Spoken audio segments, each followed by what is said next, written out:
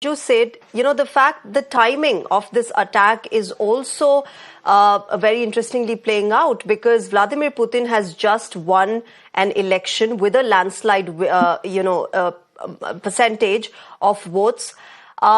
Also considering the fact that one of his champion causes during this election campaign was ensuring national security. Do you think this is also something done to undermine his victory and probably, as Russian authorities are claiming, has the external hand of Ukraine?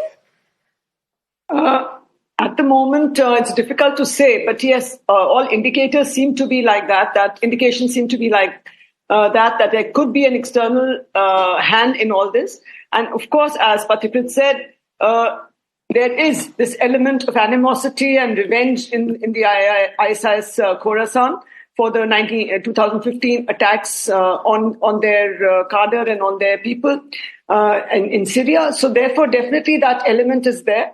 But the timing, yes, it does seem to be to send a message to Putin that you won, that Ukraine war is going on, and they also must have gauged that maybe they're not so alert right now because their attention is towards the Ukraine war, and I think that's what has happened now. And yes, it is a message to say that he's not fully in control, and see how easily the security has been breached. I think it is a messaging also to President Putin, and it is very unfortunate the way it has been, the number of people who have been killed. And it's again, something which they're innocent civilians. They have nothing to do with the war or with Ukraine or with anyone, and they are targeted. And so as they call it, these are the standers by who are there, and they've just been eliminated by the ISIS, which is absolutely a terrorist organization. Yeah. Ambassador Seth, can I also ask you then? Yeah. The fact that United States says that we did share intel with Russia about a month back that such a planned attack could be probable, and then to see such a huge intelligence failure, what does it say about Russia's own, security arrangements, security apparatus that could not preempt this sort of a terror attack? I think what happens in such cases, what happens is while intelligence has been shared, there is no, they cannot see any concrete sometimes indications, and so that is why they tend to the security agencies of any country, when these terror attacks take place, they are unable to preempt them because though some information is available, it's not very concrete. It's not very specific where and when and what. In a huge country like, or even if you look at Moscow, where will it be? Which concert hall? So it becomes a little difficult to take absolute preventive measures. But yes, I do agree with you that the Russian security has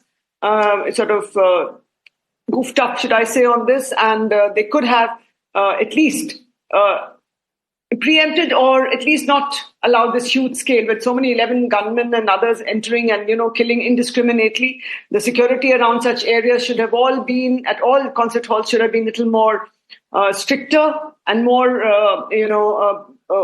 screening of individuals entering the concert hall, especially when some intelligence had already been shared with them. They should have definitely been more alert and more security conscious, I think.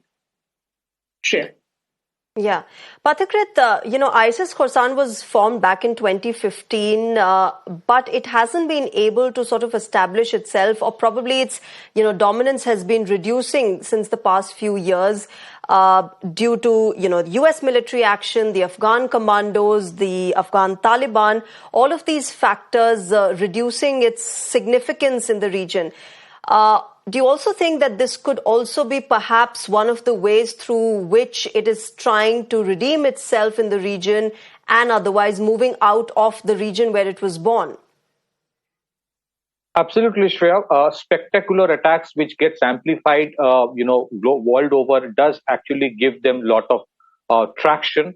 The predicament for Russia is this: if they have to do any retaliatory attack, and generally Russians are very ruthless when it comes to taking revenge. Where would they attack back the ISIS Khorasan, ISIS-K? Because it is scattered across. It is no more concentrated in a particular place.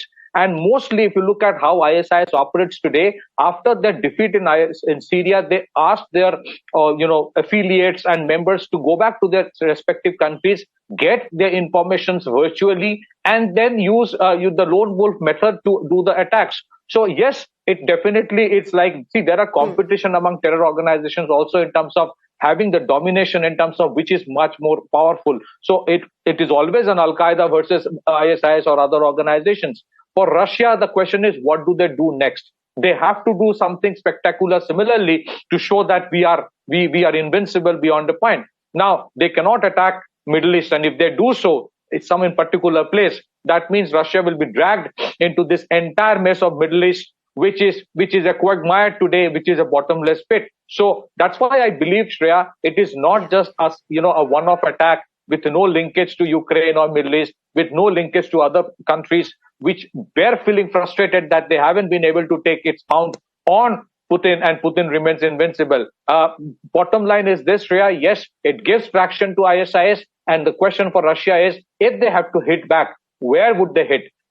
Last thing, if you look at the intelligence input, it was generic in nature, and for a country which is completely committed to a war, sometimes they become a little lax when it comes to taking care of the hinterland. Moscow is far more secure as per their presumption, and yes, it has been broken.